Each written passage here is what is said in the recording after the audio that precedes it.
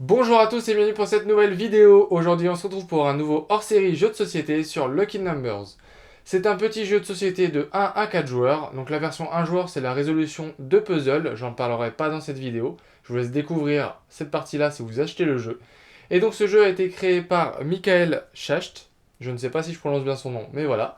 Et illustré par Christine Alcouf. Dans ce jeu, vous allez essayer de former votre jardin de trèfle de 4 sur 4 en respectant certaines règles. Comme d'habitude, je vais ouvrir le jeu, vous présenter le matériel et vous décrire les différentes règles qui vont être assez courtes pour ce jeu-là. Et donc c'est parti, on se retrouve tout de suite.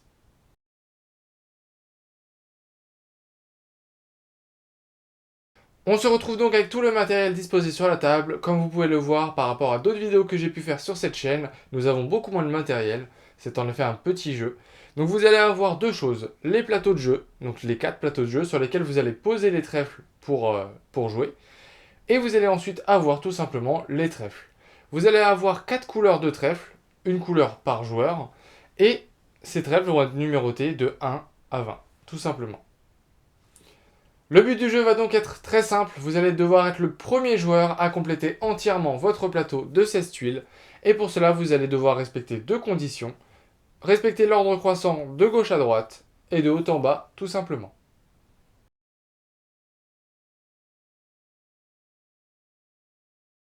Pour la préparation du jeu, rien de plus simple. Vous prenez une couleur de tuiles par joueur, vous les mettez toutes face cachée et vous les mélangez sur la table.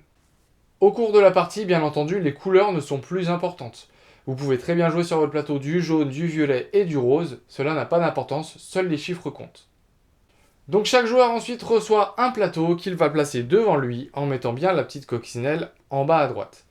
Il va ensuite récupérer 4 tuiles de trèfle au hasard qu'il va placer dans l'ordre croissant de en haut à gauche vers en bas à droite. Donc on aura la plus petite en haut à gauche et la plus grande en bas à droite.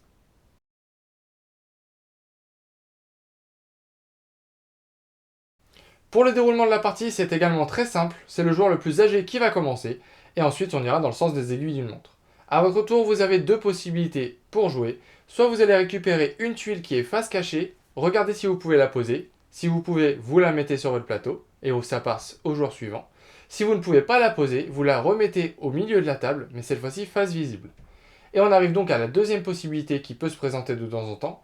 Si vous avez une tuile qui est face visible et que vous pouvez la poser, au lieu de prendre une tuile qui est face cachée, vous pouvez prendre cette tuile face visible et la poser directement sur votre plateau.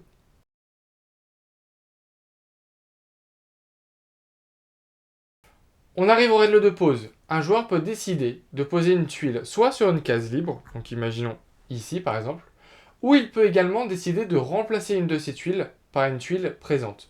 Donc par exemple là je prends le 12 et je décide de remplacer mon 14 par le 12. Et du coup je pose mon 14 face visible au milieu de la table.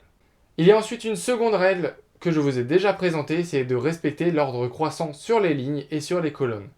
Donc par exemple, si je prends le 15, je peux très bien le jouer ici, puisque le 15 est plus grand que le 14 et plus petit que le 20, donc ça passe très bien.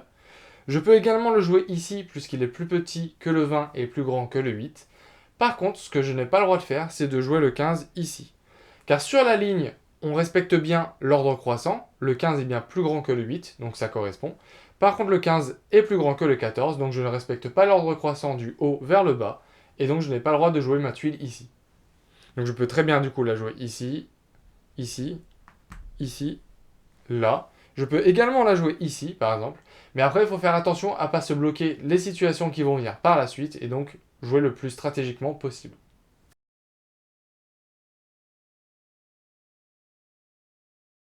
La partie se termine lorsqu'un joueur a complété entièrement son plateau, mais la partie peut se terminer également si un joueur révèle le dernier trèfle face visible, que personne n'a réussi à compléter son plateau.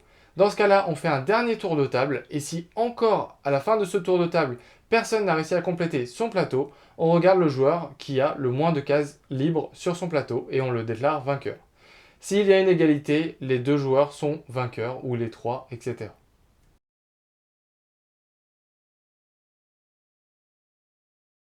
Enfin, pour terminer cette vidéo, je vais vous présenter la variante de Michael, donc le nom du créateur. C'est une variante qui va changer la mise en place des 4 premières tuiles que vous allez placer sur votre plateau, comme présenté ici. Donc imaginons que j'ai pioché les cartes dans cet ordre-là. Donc là, je pioche le 20 en premier. Le 20 va venir en haut à gauche. Ensuite, je vais piocher le 8 qui va venir ici. La troisième, le 1 qui va venir ici. Et la quatrième, le 14 qui va venir en bas à droite. Donc la variante de Michael nous oblige à piocher la tuile et à la placer directement à l'endroit indiqué, donc où on en est sur la diagonale. Et ça peut chambouler toute une partie. Ça va vous obliger à améliorer déjà cette diagonale avant de commencer quoi que ce soit sur votre plateau, parce que imaginons que là je veuille placer le 12, bah déjà je ne peux pas le placer ici ni ici, puisque le 20 m'empêche de le faire. Je ne peux pas placer non plus le 12 ici, puisque le 1 m'empêche de le faire. Le seul moyen aurait été de placer le 12 soit ici, ou soit ici, et même chose en bas.